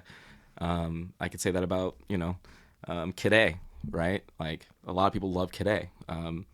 No, this was the one for me. I think it really honestly is because of the setup, and then True Love waits at the very end, and then also the backstory and loss that he experienced. So you've unintentionally mentioned punk, emo. We've just talked about rap. All of these different genres. How does Radiohead initially land in your lap? Let's see. I think everyone wants to say Creep as their first major experience. Well, sure, absolutely. For me, my age, yeah. Yeah, but the true story is I was in Texas visiting family, and my aunt's boyfriend, now husband, at the time, just gave me this giant discography from the 90s. And he was just like, here's all of my CDs from the 90s. I know you'll enjoy it. So I had so many Radiohead albums. I had so many like Temple of the Dogs. I had, like so many different bands that I was just able to listen to. And especially at that time, I was always kind of like not really in trouble, but I wasn't a great student. So I was always grounded. Sure. So one of the things I would do is just sit on, put in my little Walkman or CD player and just listen. And so, yeah, Radiohead became a favorite. Absolutely hated them at first. Okay, interesting. Yeah, yep. Absolutely hated them. I talk about this. I repeat myself a lot on here. I mean, have so many experiences. But this record that I've been obsessing over lately is called "Son of Dad." It's by Steven Wilson Jr. A lot of really good songs on that album. And there's one called 1994 year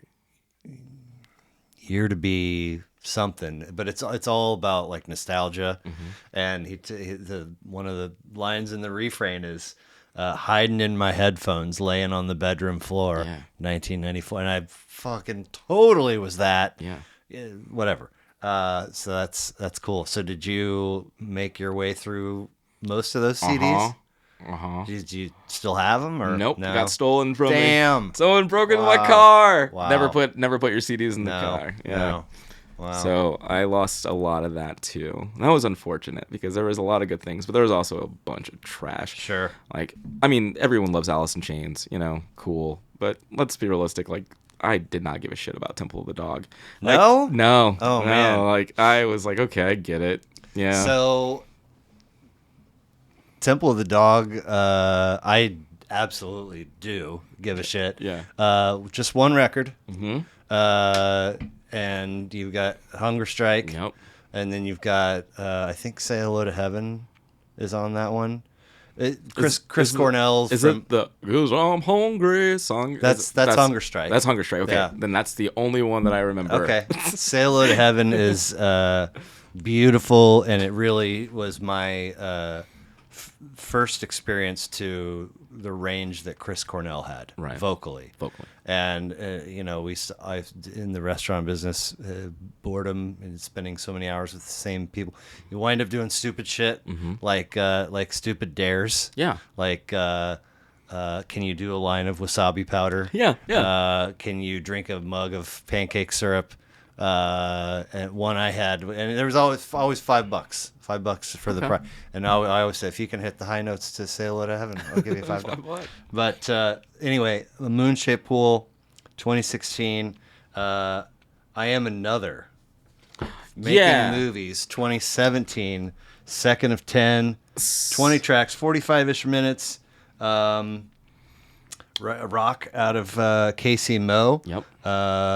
Only have so I just mentioned Miguel. He also had a Making Movies record on his list. He had 2022's Zopa. Yep.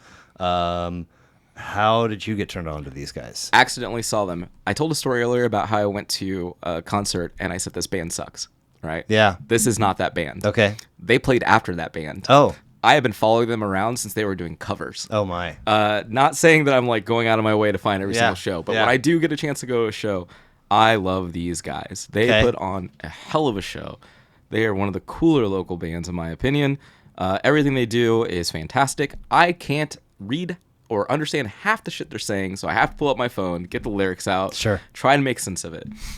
I say this album in particular because of Spinning Out, but really it's kind of just them as a whole. I don't Okay. like every single song of theirs. Sure. Right. I don't think that's very fair. But like this Spinning Out was fantastic. Libertad off of another and they they would do like back in the day, they would have the English version and the Spanish version.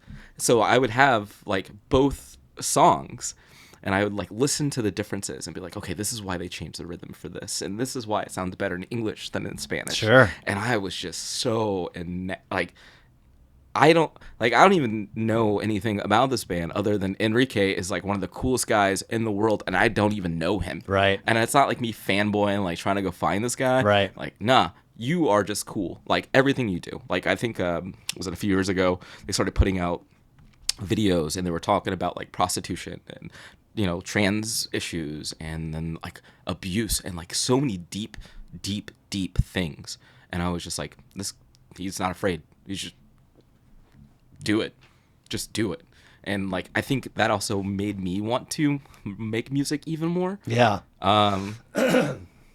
Because on paper, I mean they're a local band. But they also had the really cool Tiny Desk.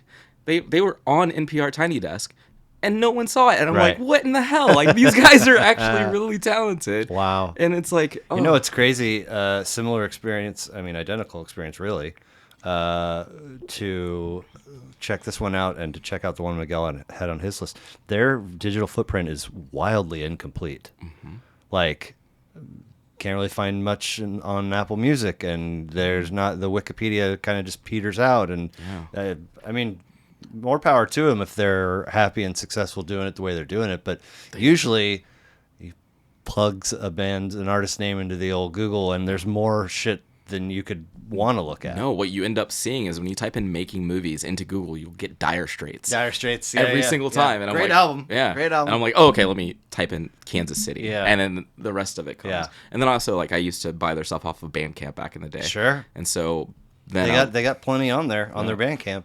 And so I would take that and then I would upload it to YouTube Music. So like if I say like, hey, this is the album I think, I'm like, that doesn't even exist. No one knows where that is because this is just some random EP that they put out and it does not exist on any platform.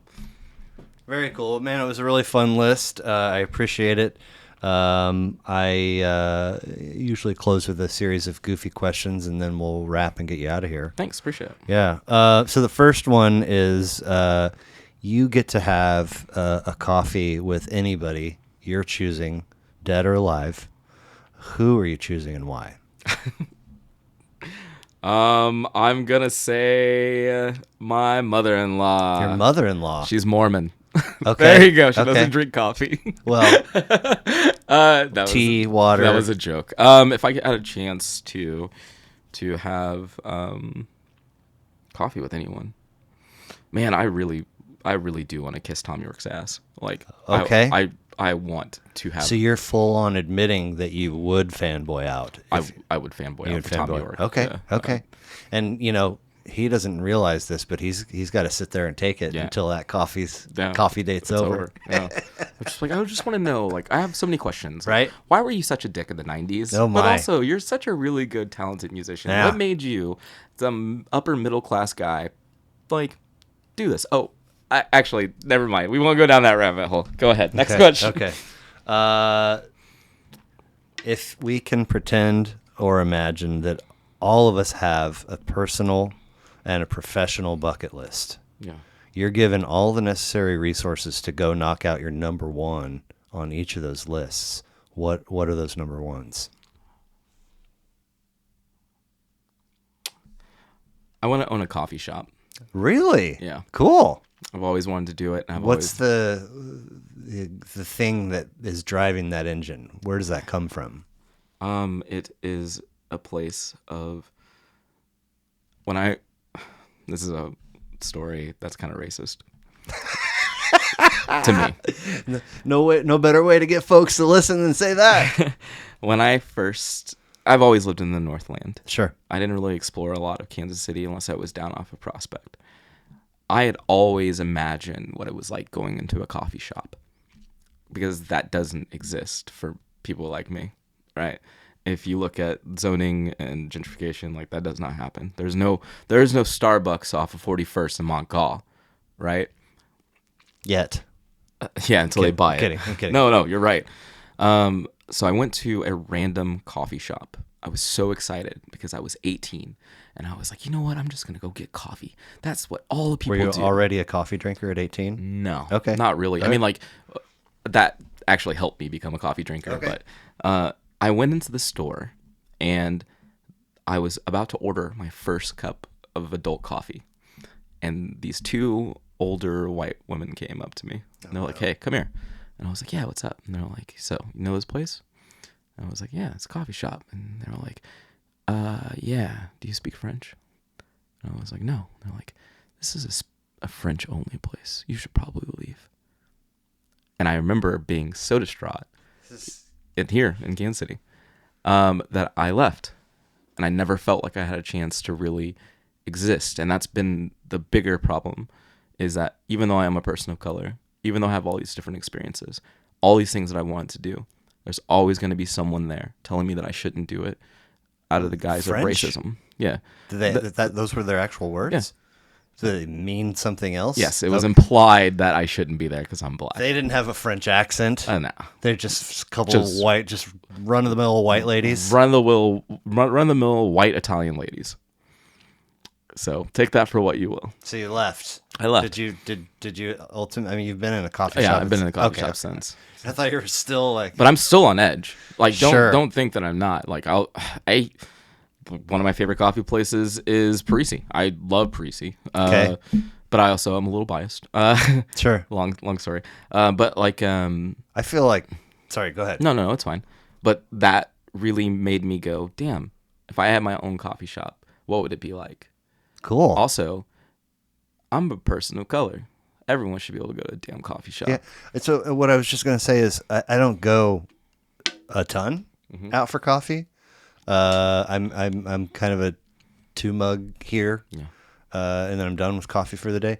But when I do go to a coffee shop, I would be really like, what is going on if I went into a coffee shop tomorrow and there was not a wild mix of all different kinds of people? Remember, this would have been, 20 some odd years ago. Okay, fair. Me. But seriously, today, it's like, It's very diverse. yeah. Yeah. Like, whatever. Hopefully that's... That's I mean, it's something that I still have to deal with to this day. I will never always be treated as an equal. I will always be treated as a secondary character or someone's like fetish, right? I don't get to exist. Fetish. Oh yeah, that's dating. Oh, that's dating. Like, I'm on this date because I want to see what being with a black guy is all about. Yep. So Sweet. that sucks. I'm sorry. Which you would think it would be great, but after like the first time, you're like, these people don't give a shit.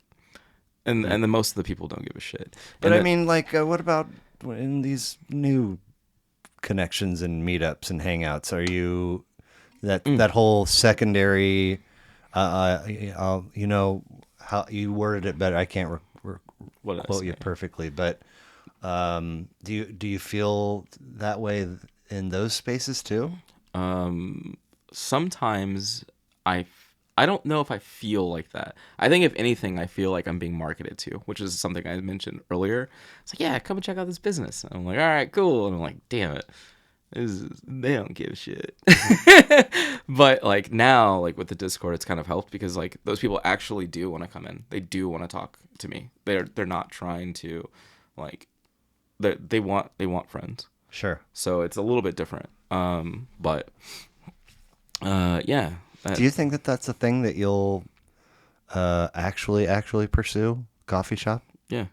And if you were forced to choose, this is a professional or it's a personal, is it one or the other? Is it both? The personal project I want is different.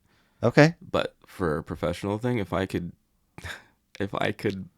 openly make money. And I don't have any money to give you investment wise, but if you own a coffee shop, I will be there to fucking buy a cup of hell coffee yeah. and a Yeah. bagel or whatever. Yeah, no, that's been a dream of mine, just to open a black-owned coffee shop. There's this really, really cool place downtown. I can't think of what it's called, but I went down there and I was just like so fulfilled. I mean, Like, there's black owned yeah, Instagram, TikTok, like featuring. hmm I'm not gonna say a lot, but yeah, I've seen it. Like, yeah, there's definitely folks giving that, yeah, and giving energy to that. yeah, it was so cool because like I went down there. Oh, man, I want to say like I have to look this up just because Yeah. I think it's important. Absolutely. I went for the first time on a date. You're a dating son of a bitch. Hey, sometimes you just gotta go. And I went inside, and it was just perfect. Like, it was a mix of people, but you can definitely tell that they were black. And I remember going down. I remember having a sit, and I remember like this game. Like, basically, it was like the black card game, and I was like, I'm finally home. And like me and the date, we were just kind of like doing trivia, playing this game, like a black experience amongst black people having the same want and desire of being a person of color and just living a normal life that we've never been told that we can, because everything is always like, you're too close, you're too scary, you're too this, you know? Yeah. And that's been I mean, I do and I don't. No. yeah. I can't think of what it's called, and I feel really bad. That's okay. If you think of it, message me and I'll will. try to put it in the notes for the episode. But so you have a personal bucket list number one as well? Bucket list number one is it's so simple. It's actually not even that big of a deal. It's just go to Japan. Dude, that's mine. Yeah, I just want to go to Japan. I want to go and I want to play pachinko in Japan. Pachinko? Yeah. What's that? It's basically like little marbles, and you spin it, and you get points, and then you get more marbles, and you trade those because there's like a really weird gambling law Oh, in Japan. Like, you can't like have casinos and whatnot, so Okay. they've circumvented that with pachinko parlors. And so I want to go and try some Evangelion pachinko machines. wow. And then I also want to go. There's this place called Hard On, which is a Japanese thrift store. Heart like the organ? Yeah. Okay. Hard off. Sorry, hard off. And yeah, they have like all of their stuff just available. You buy it, and I want to go and collect all the things, Okay. like old Famicom stuff. So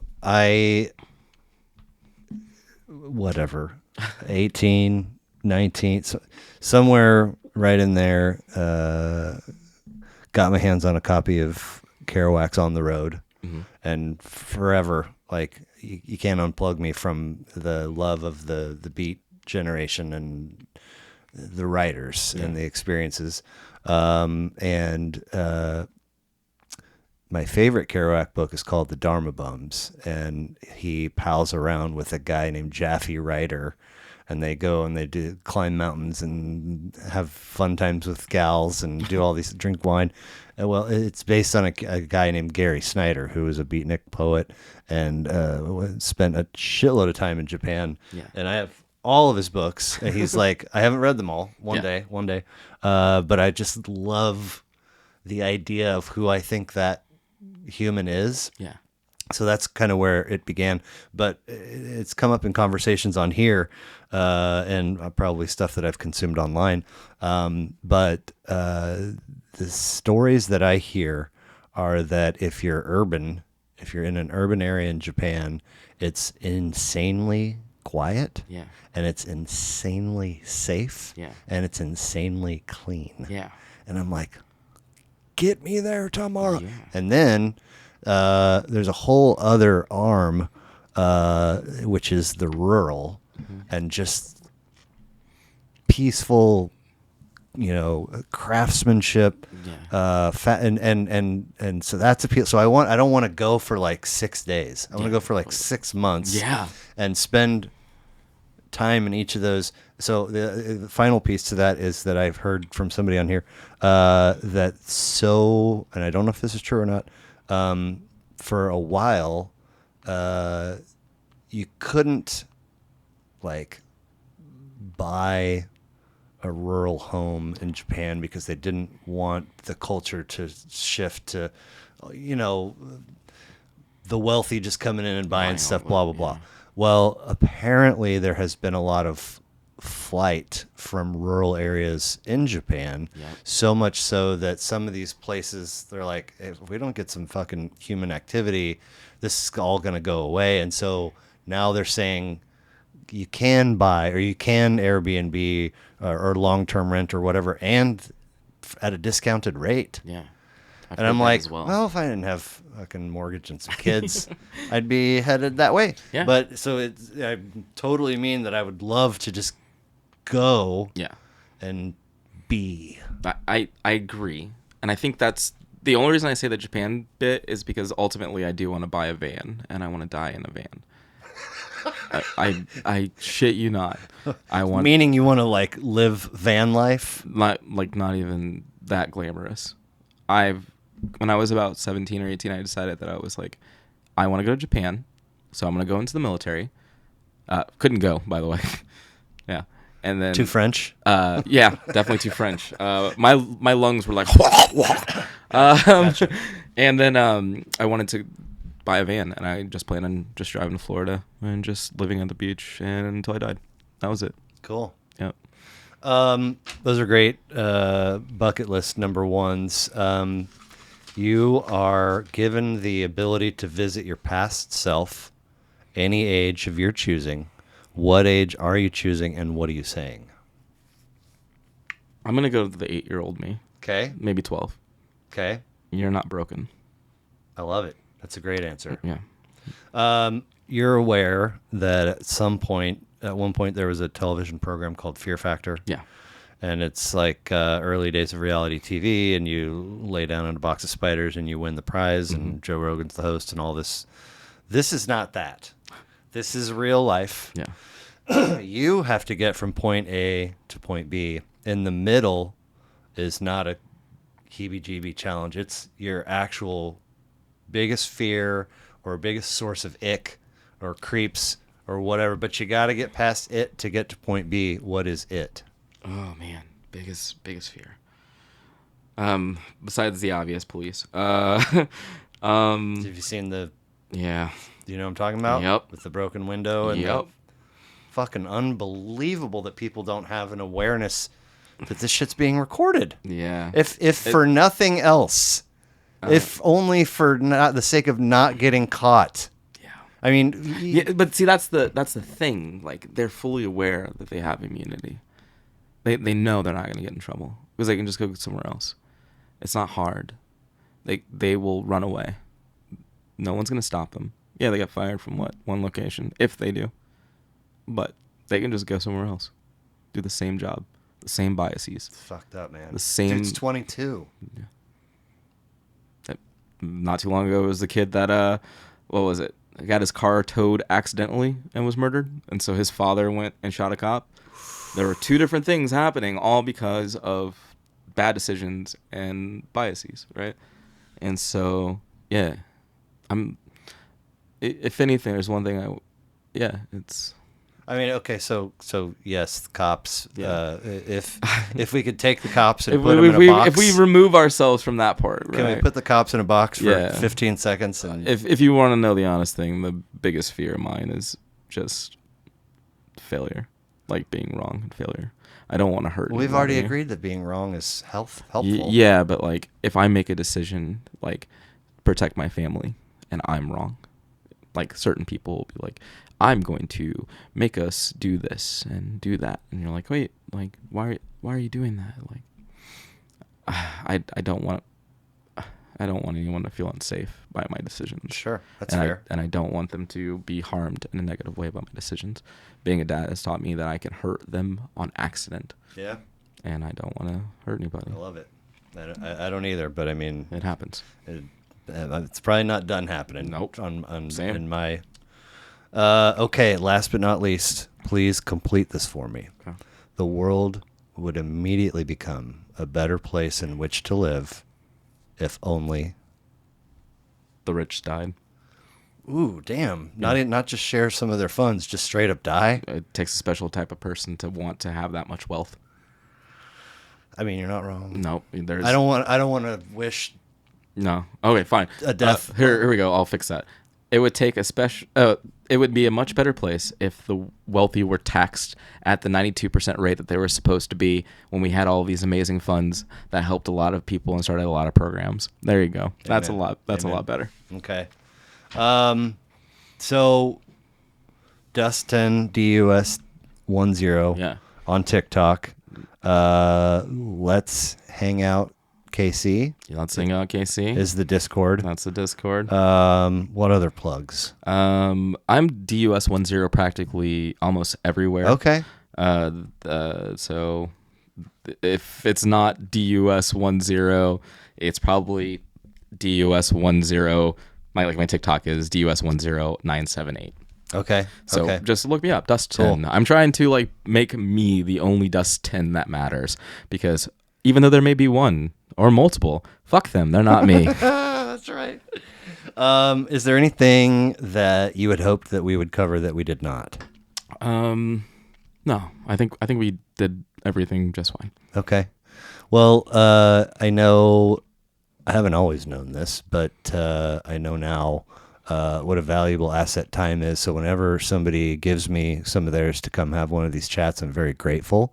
Yeah. So thank you for making the trek down here and sitting with me and being open to the idea and messaging me and all that stuff because it was really nice to meet you and I appreciate it. And I'll talk to you soon. Thank you. And also thank you for allowing me to have this moment. I really do appreciate you. Absolutely. My pleasure. That was fun, man.